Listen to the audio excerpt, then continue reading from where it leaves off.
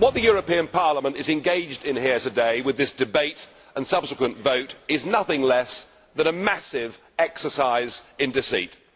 A pack of lies are being told, and they are being told because you do not want the peoples of Europe to have the referendums that you promised them. It is the imposition of the will of the political class upon the citizens. We all know the truth. The Lisbon Treaty is the same as the EU Constitution.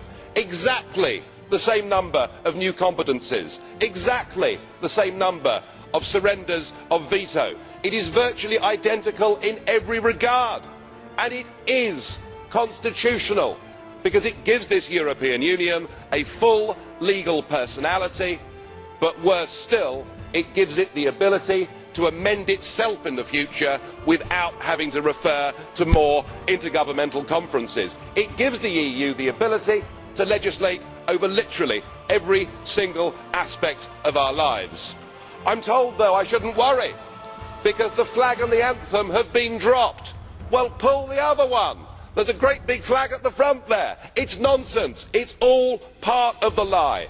The truth is that you are too chicken to have a referendum. You don't want to hear the voice of the people, and now you resort to totalitarian means to get this treaty through.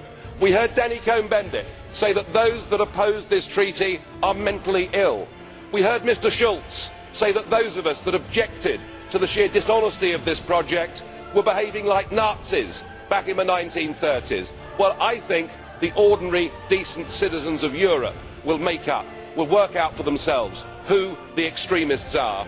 And I must say, I wish the people of Ireland, I wish those that believe in democracy, every success in a couple of months' time, and I hope they send a large, resounding no, and I hope the voice of the peoples of Europe will be heard, not that of just you, the political class. And you may be complacent today, but you are increasingly being held in contempt.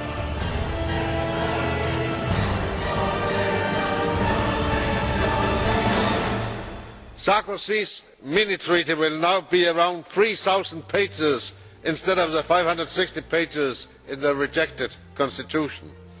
The majority has the right to endorse the treaty, but you have no right to refuse a normal parliamentary scrutiny of this Lisbon Treaty. I have asked more than 700 serious questions on the interpretation of the different articles. You don't know the answers. You approve secrecy instead of transparency. You approve a reduction of parliamentary democracy instead of insisting on this Parliament's right to represent our voters, scrutinise on behalf of our voters, question the executive on behalf of the 500,000 citizens we represent. Thank you, Mr. President. Well, it's evening. It's been a very long day. We've been protesting in this Parliament, as you know, for months against the Lisbon Treaty, the Constitution, being pushed through without the referendums that previously people were promised. Well, it all came to a head today because today was the day we actually debated the treaty and voted on the treaty. And it'll be no surprise to you that a very massive majority of this European Parliament voted to approve the treaty.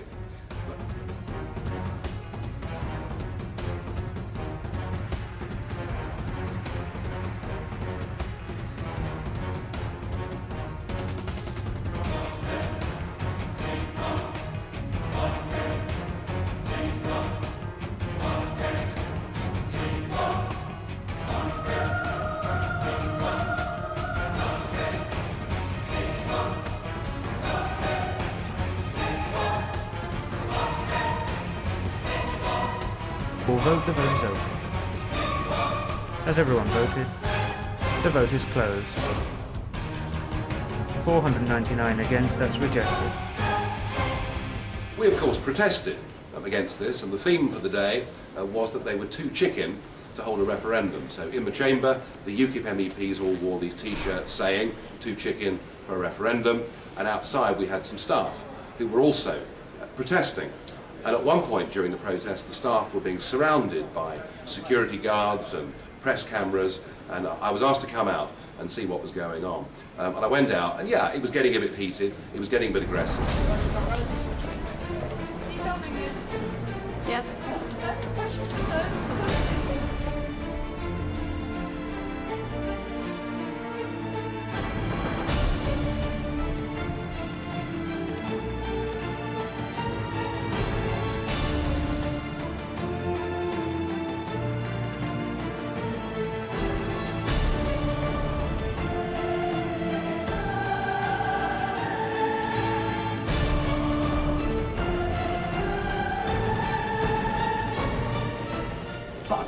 if I was to, say, be demonstrating in favour of the Constitution, I'd be in the bloody chamber.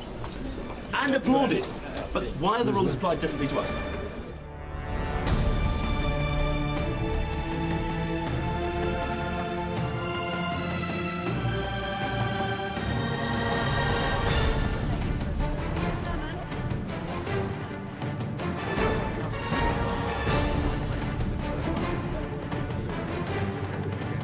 Can't wear a chicken costume anywhere in the EU anymore. No one's been arrested Maybe yet? it's in the treaty. No. But we don't have no. Not yet. They will be. If you're agreeing, you can protest. Everybody has to sign it without. There's any issue you like in this Parliament, and that's fine. You can wear death masks and protest against nuclear energy. All of that's fine.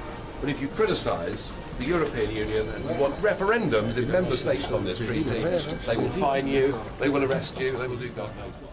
And in the middle of all of this, one of the veteran correspondents who's been here for 20 years, a man by the name of Jim Gibbons, who does clips and outtakes for the ITN network across the country, interviewed me and asked me what was going on, and I said that the treaty was going through and that they were beginning to behave in a totalitarian manner, that we've been accused of being mentally ill, we've been accused of behaving like Nazis, and this from people who call us the extremists. Well, that was the interview, and you would have thought that was fine.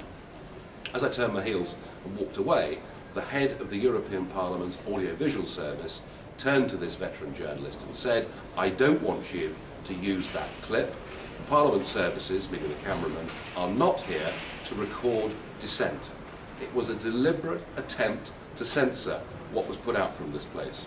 Now, fortunately, a correspondent, the senior correspondent from the BBC was close at hand, and she said, well, if that's how they're going to behave, if they're going to regulate our input, the BBC will withdraw from the European Parliament.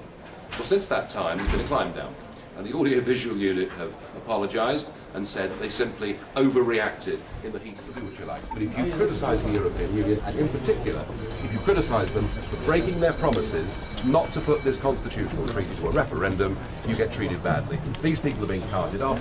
We've got members in there who are going to be tomorrow fined and suspended from the chamber. There's no opposition allowed. And frankly, they're using totalitarian tactics.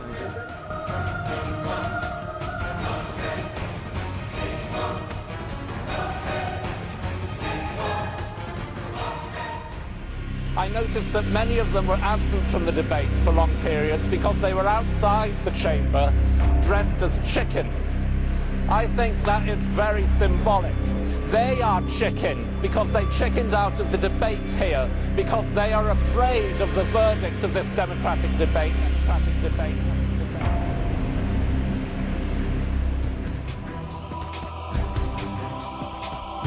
But I will tell you this, from what I've seen in this place over the course of the last few months, they are becoming totalitarian in their instincts. They cannot abide, they cannot bear opposition of any kind. It looks like we're going to be denied a referendum, I'm afraid, on this constitutional treaty, which means what we've got to do as a party is to get ourselves ready for the European elections of June next year, which may be the only opportunity we'll ever get to send a message.